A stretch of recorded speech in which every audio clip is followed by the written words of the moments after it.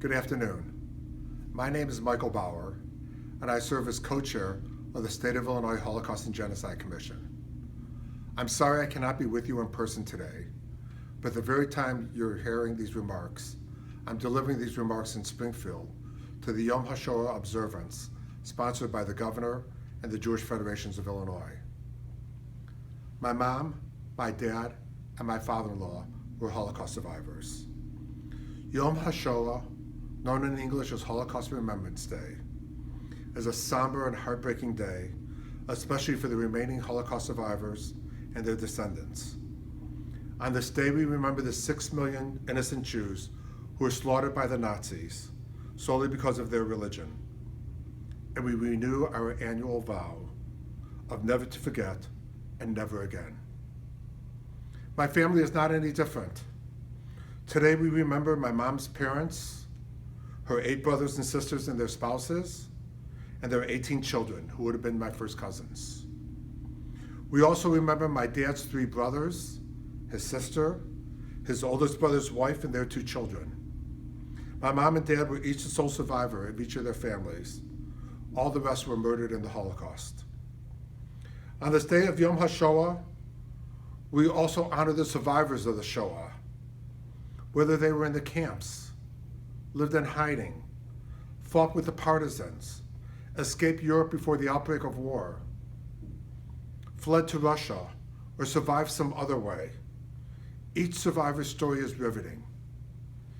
Each story is unique. And yet, each survivor's story has 2 common elements: amazing courage and remarkable luck. Today, I have the great honor to talk briefly about my mom and her story. When the Nazis invaded Poland in September of 1939, my mom was a young woman of 23, living with her elderly parents and her next older sister, Sarah, in the city of Lodz, a city that at the time was home to the 2nd largest Jewish population in Poland. She had 7 other older brothers and sisters who were married with children and living in smaller towns near Lodz.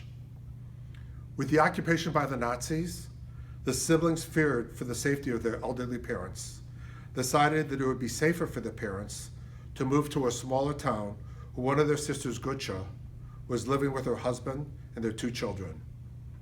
Sarah accompanied them on the trip, and my mom was to close the house and follow after the winter. However, before the winter ended, the Nazis created a Jewish ghetto in Lodz, in which all Jews had to reside and for which no Jews could live. My mom never saw her parents or her sister Sarah again. She worked in the Lodz ghetto for 4 years until she was deported in December of 1943 to a slave labor camp in Skarżysko-Kamino. Normally a 2-hour ride from Lodz to Skarżysko-Kamino, the trip actually took 3 full days. The women packed so tightly into the freight cars, there was no room to sit, no water, no food, and no bathroom facilities. With the Russians approaching from the west, Skarżysko-Kamino was liquidated in August of 1944, and the women were sent by freight trains to another slave labor camp in Leipzig, Germany. 6 months later, during an Allied bombing of the camp in 1945, my mom was injured. Her right arm was severed at the elbow. Antibiotics were not available for Jewish prisoners. Still, she had great luck and strength, and she survived.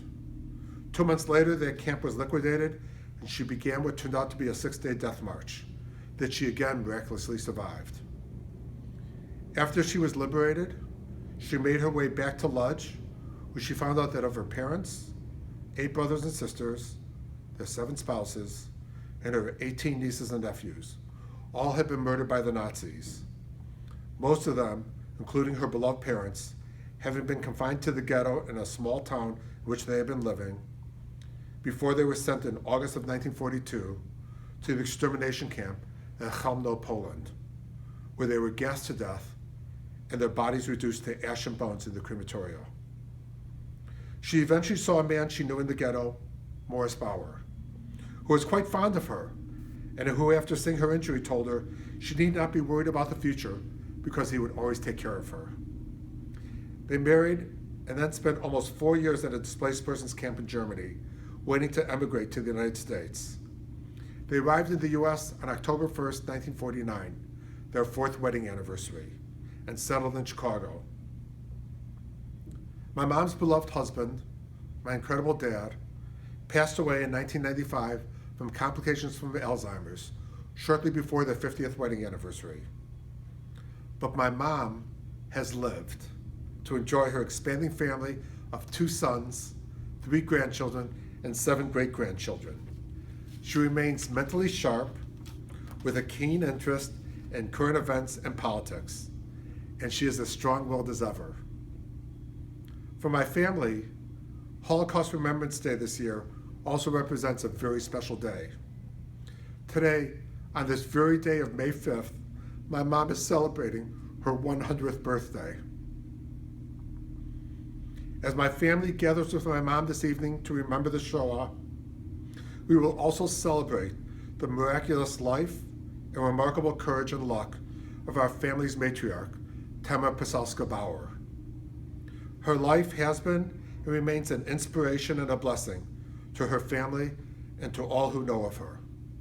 Thank you for listening.